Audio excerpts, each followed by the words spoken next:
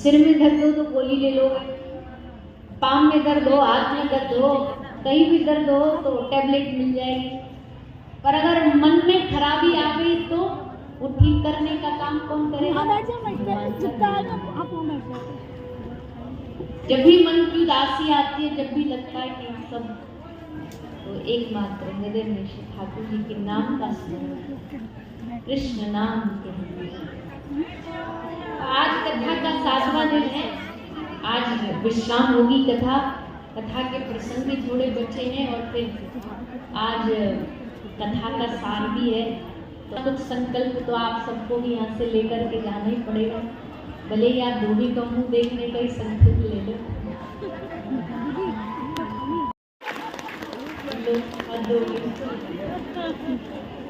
खोज लिया, निकाल लिया।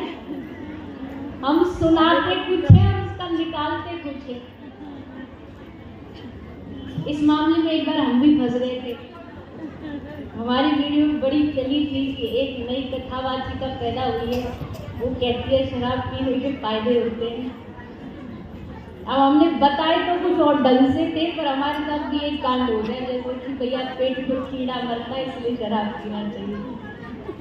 पर अब ये तो जीवन में चलेगा, न जाने लोग क्या बात बनाते हैं।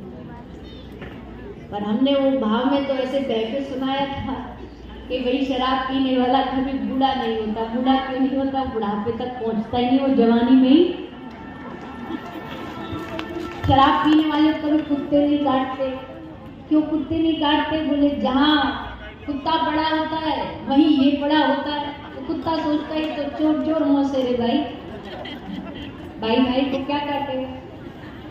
और जिसकी जो शराब पीता उसके घर कभी चोरी नहीं होती। क्यों नहीं होती? वो कुछ छोड़ता ही नहीं, पहले ही सब बेच चुका होता है। बीवी संत सेवा गौ सेवा करने की तो 10 बार 1000 बार मन सोचता है मेहनत से कमाए ना। और हम कई बार कहते हैं कि भाई देखो, कोई व्यक्ति अगर कमा रहे, बड़ी अच्छी बात है, खूब भगवान ने हाथ पांव जब तक चलाए खूब कमाओ, खूब बढ़िया मेहनत करो। पर अब उसके बाद जब कमा लिया, मेहनत कर लिया, तो उसमें से थोड़ा निकाल करके संत सेवा में लगाओ, भगवत सेवा में लगाओ। नहीं लगाओगे तो क्या होगा? जमा करने से क्या होगा? दृष्टांत सुनाते हैं कि कोई विनोद का दृष्टांत है कि एक सेठ जी थे, बड़े कंजूस सेठ जी थे। तो कंजूस सेठ जी का क्या हुआ, उन्होंने एक दिन अपने घर में खाने के लिए खीर बनाई, पर ज्यादा नहीं बन जाए इसलिए एक कटोरी बनाई। घर में खाने वाले 2 थे, एक उस सेठ जी का नौकर था और एक सेठ जी थे, और खीर थी 1 कटोरी। तो अब बांटे तो बांटे कैसे? एक ही खा सकता है। सेठ जी ने दिमाग लगा के बोला कि नौकर को बोला कि भैया चल रात को सो जाते हैं और सो करके फिर रात को सपना देखते हैं, और सुबह जिसको ज्यादा अच्छा वाला सपना आएगा खीर वो खाएगा। नौकर बोला जी साहब जी। अब नौकर जी जब क्या होता है ना, घर रहते रहते मालिक को समझ जाता है, धीरे धीरे उसकी नस पकड़ लेता है कि इनसे कैसे निकाला जाएगा। तो उसने पूरी रात सेठ जी सोचे क्या बढ़िया सपना बताएं।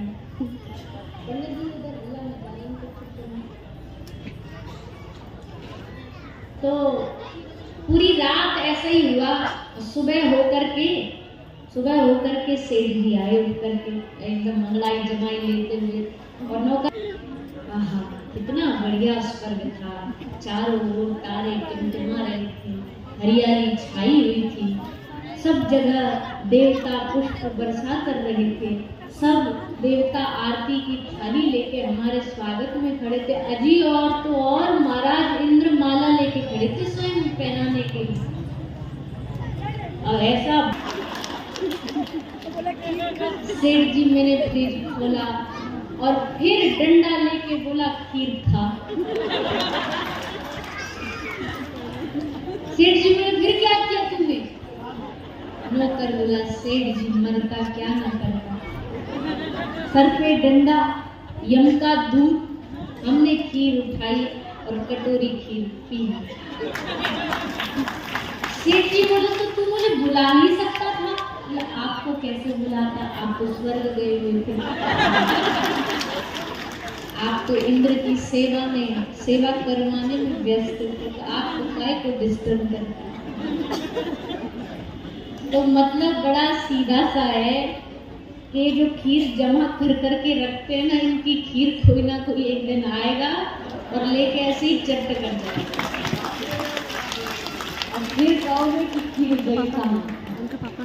तो समय रहते बांट लोगे तो खीर का आनंद आ जाएगा, और नहीं तो जमा जमाई कड़ी खीर साफ चट कर लो। तो इसीलिए गरीबी का मतलब कोई संसारिक गरीबी तो ये कहते